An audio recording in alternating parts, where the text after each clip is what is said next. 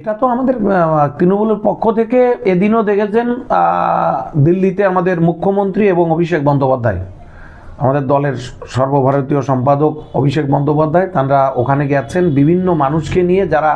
হেনস্থার শিকার, যারা এই সময় যাদের উপর অমানবিক অত্যাচার, এবং এনরা যাওয়ার পর থেকে দিল্লি পুলিশ এবং কেন্দ্রীয় বাহিনী দিয়ে যেভাবে তাদেরকে তদন্ত করা হচ্ছে, যেভাবে তাদেরকে বিভিন্নভাবে হ্যারাসমেন্ট করা হচ্ছে, অবশ্যই একথায় 100 ভাগ যে এই যিনি আরটিআই করেছেন খুবই ভালো কথা। তো আর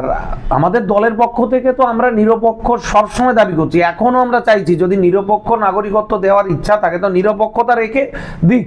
এবং একটা কথা, যাদের ভোটে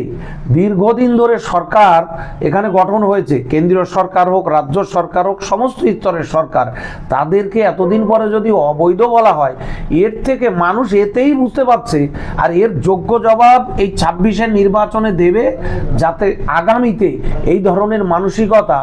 বিজেপি কোনো রকম না দেখায়, ধুয়ে মুছে সাফ করে দেবে এবার পশ্চিমবঙ্গ থেকে।